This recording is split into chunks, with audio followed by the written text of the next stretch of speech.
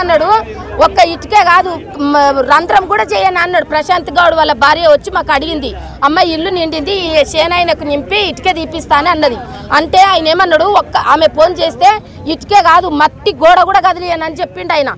మమ్మల్ని నీళ్ళలో మునిగి సావమన్నాడు కానీ ఇప్పుడు తాగి ఇంకా చావమని చెప్పి నీళ్లు తీయలేడు కానీ ఇప్పుడు వైన్స్ పెట్టడానికి వచ్చిన. అదయ్యా మీరు ఒక జర మాట్లాడండి.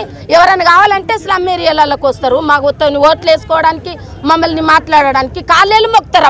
ఇప్పుడు మాకు బాధ వచ్చిందంటే ఎవడు వస్తలేడు. మరి మీరు వచ్చి మాట్లాడాలి కదా. ఎవరెవరైతే పెద్దవాళ్ళు ఉన్నా, మేము నిన్న ఎమ్మెల్యే దగ్గరికి పోయినాం, సుధీర్ రెడ్డి దగ్గరికి పోయినాం, కమిషనర్ దగ్గరికి పోయినాం, ఇప్పుడు ఆయన ఎవరు మంత్రి దగ్గరికి, ముఖ్యమంత్రి దగ్గరికి, అందరి దగ్గరికి పోయి వేసి వచ్చినాం. కానీ ఎవరూ ఏమీ రెస్పాన్స్ తీసుకోవట్లేడు. మాకు నీళ్ళు వచ్చినప్పుడు మేము మునిగి సస్తున్నామంటే కూడా ఎవరు రాలేదు. ఇప్పుడు వచ్చి తాగి సాగుండి మీరు మీ మొగలని వేసిండ్రు. ఇది ఎంత న్యాయం చెప్పండి మీరు. మాకు ఇది ఎట్టి పరిస్థితిలో ఉండొద్దు సార్. మాకు ఎట్లా తీసేంతవరకు మేము ఇక్కడే ధర్నా చేస్తాం, మేము ఇక్కడే ఏదైనా చేస్తాం, ఇక్కడే పడుకుంటాం. అవసరమైతే మాకు ఖచ్చితంగా తీయాలి. ఇది మాకు ఇది ఉండొద్దు.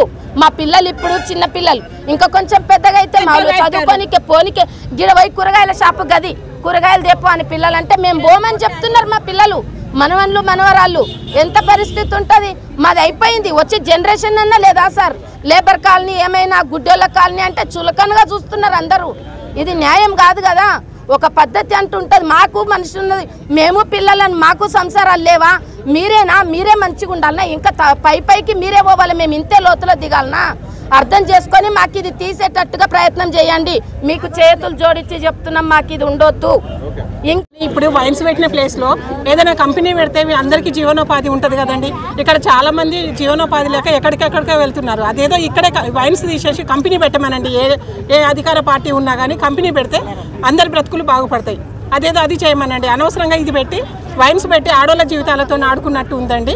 ఆడోళ్ళ పుస్తలు తెంపుకొని వస్తున్నారు, అంతా యూరిన్ చేస్తున్నారు. పిల్లలకు భద్రత, ఆడపిల్లలకు భద్రత అంటారు, ఆడవాళ్ళని పూజిస్తామంటారు.